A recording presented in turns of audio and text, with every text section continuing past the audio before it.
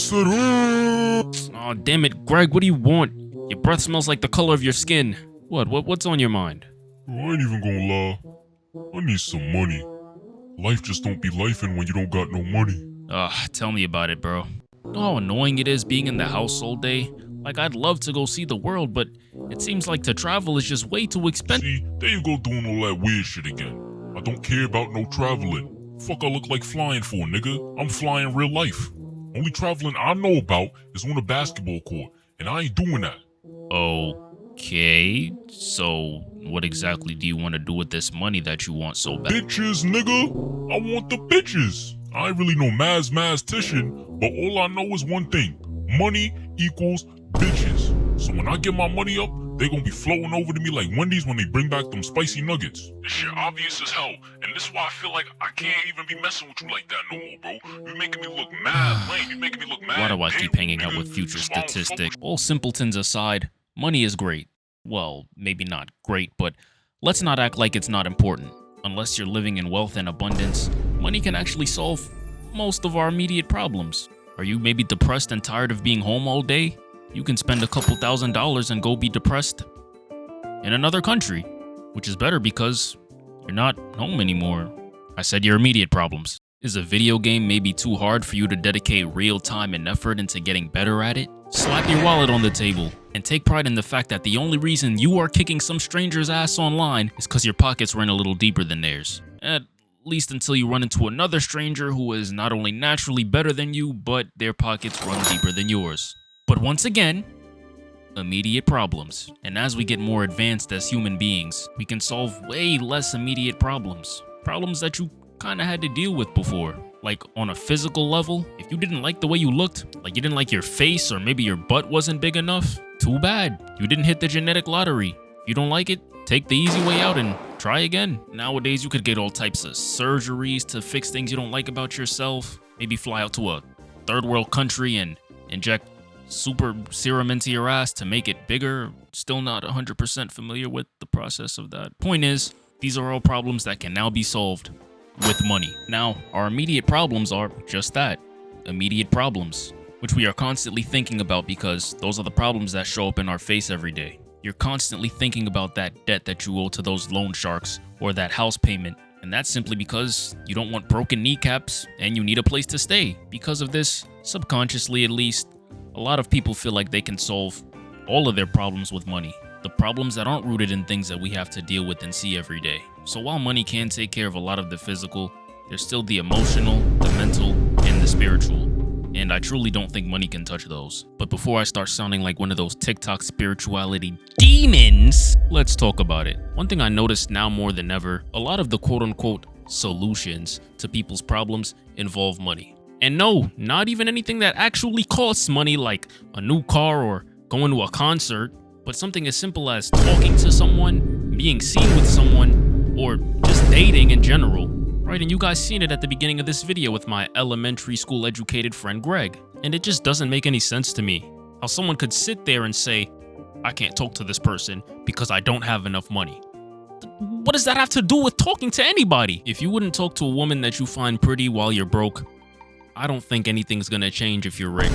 And even if it did, it wouldn't necessarily be for the better, because if it took money for you to talk to somebody, in your head at least, it'll also probably take money to impress them.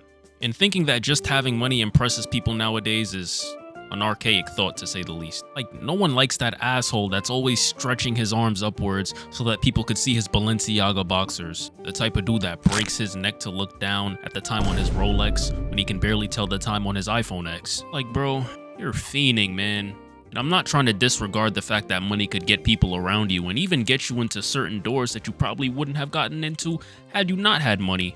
But let's not lie to ourselves and act like that's sustainable.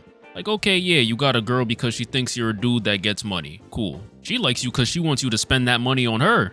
She damn sure ain't helping you make money. And now you're spending 5 times what you would have spent before because you're trying to impress someone. The moment you decide that you don't want to do that anymore, or the worst case scenario, but still very realistic scenario, you go fucking broke, her ass ain't gonna be there no more.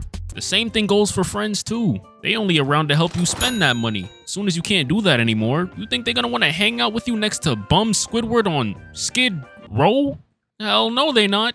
And you bet your ass they're gonna stop answering your calls. Partially because you don't have enough money to pay your phone bill anymore, but even if you did, they still wouldn't pick up. As crazy as this sounds though, people are very susceptible to this thought process. It's actually very common. And everyone got a little bit of crazy in them, it all just depends on what type. Like for example, you're watching a Sparky's Thoughts video about getting girls. Again! That's like opening up Game Informer magazine to see some boobs. That aren't pixelated, of course. But before we get into the entertaining side of the video, I want you guys to understand this one thing. Money is an amplifier. That means whatever values you held before you had money, when you finally have money, those values will be displayed tenfold. If you were generous and charitable before you had money, you will be even more generous and charitable when you have money.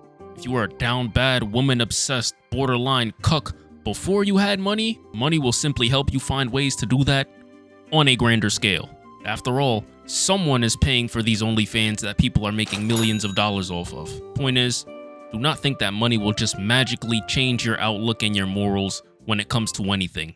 Now, the reason that this video is called Money Does Not Equal Girls is because most of the time that I hear people talking about money potentially changing their morals or aspects on how they look at certain things is when it comes to men talking about dealing with women. I feel like it's corny as hell, and honestly, I don't blame women for taking advantage of this and capitalizing on people.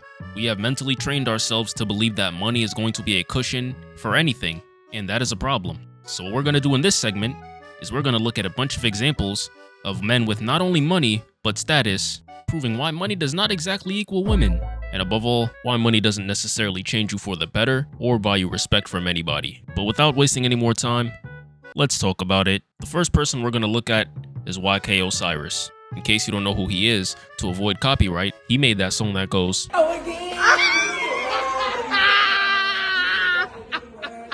you know, I like that song. It's a cool song, you know, drive around on the highway at 2 a.m., you know, maybe lift some weights to it, you know, or slide down the shower slowly. You know, one of those types of songs. Now, whether you think he currently has money or not, I don't know. I heard that he blew his first million in like less than a year, but that's regular, you know.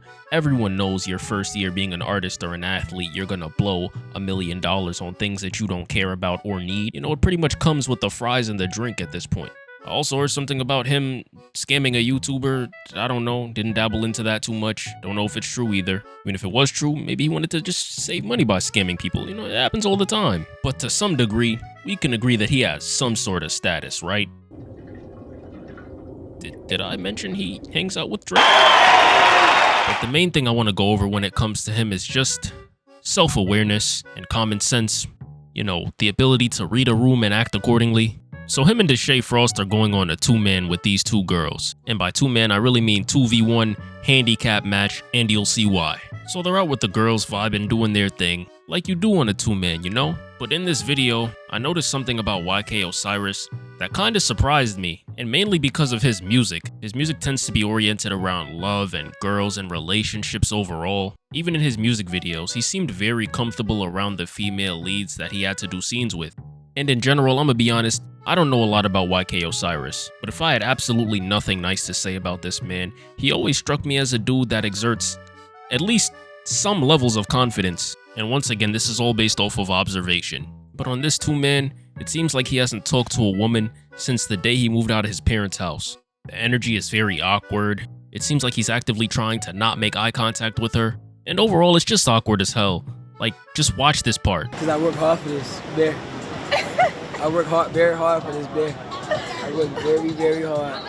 I shot 3 shots for this. Like, boy, what the fuck are you talking about? But I'll cut him some slack, you know? At the end of the day, there's a camera in front of these people's face. He's probably not used to that. Hell, if the camera was in my face, I probably would have showed her my Funko Pop collection that I have sitting at home, which would have single-handedly bought her a bus ticket, not to my house. Still not quite what I expected from an artist that doesn't really shy away from social media, but hey, it's neither here nor there. But here comes the inexcusable part. They get back to the crib and Deshae Frost, once again, being a W wingman, or at least as good of a wingman as he can be. I personally wouldn't tell a girl that my friend has something to show her as I direct them to a red, seductively lit room. But I guess even the expired bait gets the fish. So YK opens the door, again looking like he regrets every decision he made in his life up to this point. And it's even so awkward to the point where the cameraman has to break the fourth wall and actually say something. This your room? Yeah, what's up? Then they both sit down on the bed, and at this point, YK Osiris looks like he's praying for whatever he believes in at this point to strike him down where he sits. And then he asks her this. What you supposed to be doing now?